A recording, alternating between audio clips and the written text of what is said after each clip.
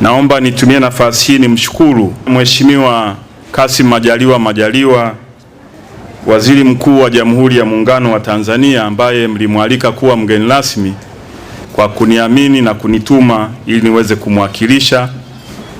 Mheshimiwa Waziri Mkuu alipenda kujumuika pamoja nasi, lakini kwa sababu ya majukumu ya kitaifa ikampendeza nitume nimwakilishe.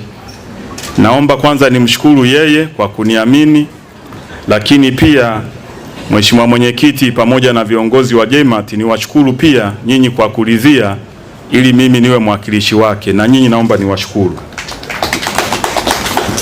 Mheshimiwa Waziri Mkuu anawatumieni salamu na ameahidi panapo majaliwa mwakani kwenye tukio kama hili atakuwa pamoja nasi inshallah. Na nitumie fursa hii nimshukuru sana Rais wetu Mheshimiwa Dr. Samia Suluhu Hassan kwa kuendelea kuniamini na kunipa jukumu la kumsaidia kama waziri wa mambo ya ndani ya nchi, wizara ambayo moja ya majukumu yetu pamoja na majukumu yetu ya kuhakikisha nchi yetu inakuwa salama, wananchi wetu pamoja na mali zao, Wizara ya mambo ya ndani ya nchi pia ina jukumu la kutoa huduma kwa viongozi wa dini na taasisi zetu za dini. Naomba nitumie nafasi hii nimshukuru Mheshimiwa Rais wetu Dr. Samia Suluhu Hassan kwa imani yake kwangu na maelekezo yake kwamba wizara hii angependa kuona inakuwa karibu sana na viongozi wa dini na taasisi za dini. Mheshimiwa Rais na serikali anayoongoza awamu ya 6 ni serikali ambayo inafanya kazi kwa karibu sana na viongozi wa dini na taasisi za dini, na ni maelekezo ya Mheshimiwa Rais kuhakikisha wizara hii inayoiongoza inaendelea kuwapa ushirikiano wa karibu. Na mimi naomba nitumie nafasi hii kuahidi Mheshimiwa Mufti pamoja na viongozi wote mlioko hapa wa dini, maaskofu, tutaendelea kuwapa ushirikiano wa karibu sana. Wizara hii ni ya kwenu, muda wowote mtakapotuhitaji tutakuwepo tayari kwa ajili ya kuwahudumia.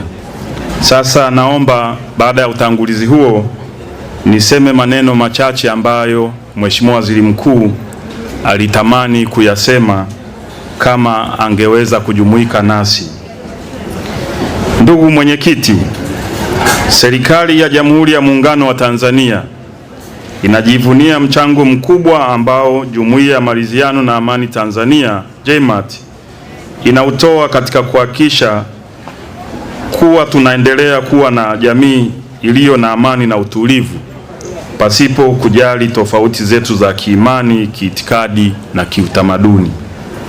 Ndugu Mwenyekiti, JMAT imekuwa mstari wa mbele katika kutangaza amani, upendo, maadili na usawa miongoni mwa wananchi wa Tanzania bila kujali tofauti zao za kiimani, kisiasa au kijamii. Serikali inaunga mkono juhudi hizi na kuahidi kuendelea kutoa ushirikiano katika juhudi zenu za kujenga jumuiya yenye kuamini katika maridhiano pale ambapo kutatokea tofauti za kimtizamo au itikadi katika masuala ya kijamii. Huu ndio msingi wa falsafa ya 4R ambayo Mheshimiwa Rais Dr. Samia Suluhu Hassan amekuwa akisisitiza kama msingi wa kujenga jamii yenye upendo, amani na mshikamano. Ndugu Mwenyekiti, nchi yetu imekuwa ikitajwa kama kisiwa cha amani. Hii inatokana na misingi tuliyowekewa na baba wa taifa hayati Mwalimu Julius Kambarage Nyerere akishirikiana na hayati Abedi Amani Karume na marais wote walioliongoza taifa letu la Tanzania. Hii ni tunu muhimu ambayo tunapaswa kuhakikisha kuwa tunailinda na kuidumisha kwa manufaa ya kizazi cha sasa na kijacho. Ndugu Mwenyekiti, mwezi huu umekuwa ni mwezi wa baraka katika nchi yetu na dunia nzima kwa kuwa watu wa imani mbalimbali hasa Waislamu, ndugu zetu Waislamu na sisi Wakristo tunashiriki ibada ya kufanya toba kwa kufunga na kujinyima kupitia mwezi wa Ramadhani kwa Waislamu na kwa Kwaresma kwa Wakristo.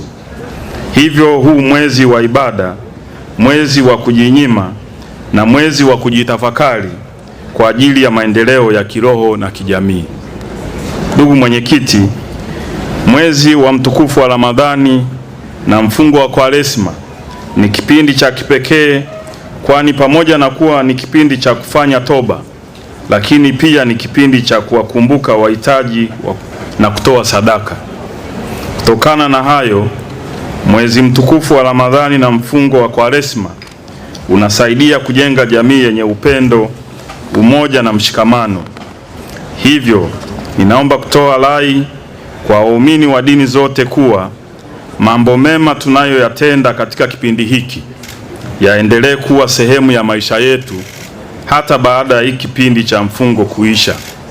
Kwa kufanya hivyo, tutakuwa na jamii iliyo bora na kuendelea kuifanya Tanzania kuwa kisiwa cha amani.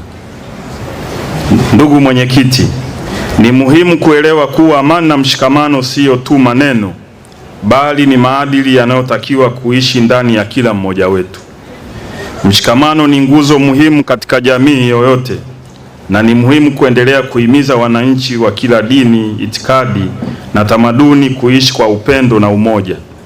Kila mmoja wetu ana jukumu la kuhakikisha kuwa tunaheshimiana, tunajali na kusaidiana ili kujenga jamii yenye usawa na amani. Mwaka ambao unahitaji kulelewa zaidi amani na kutunzwa katika miaka yote, mwaka huu kiwango chake ni cha juu zaidi.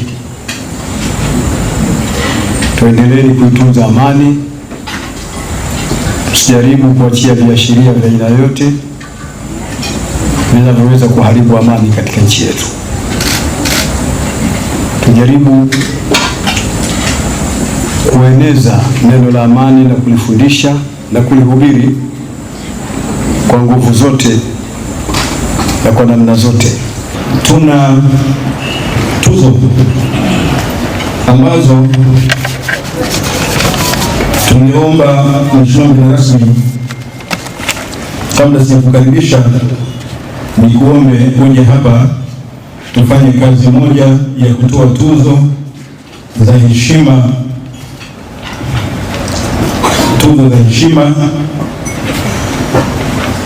kwa viongozi mbalimbali.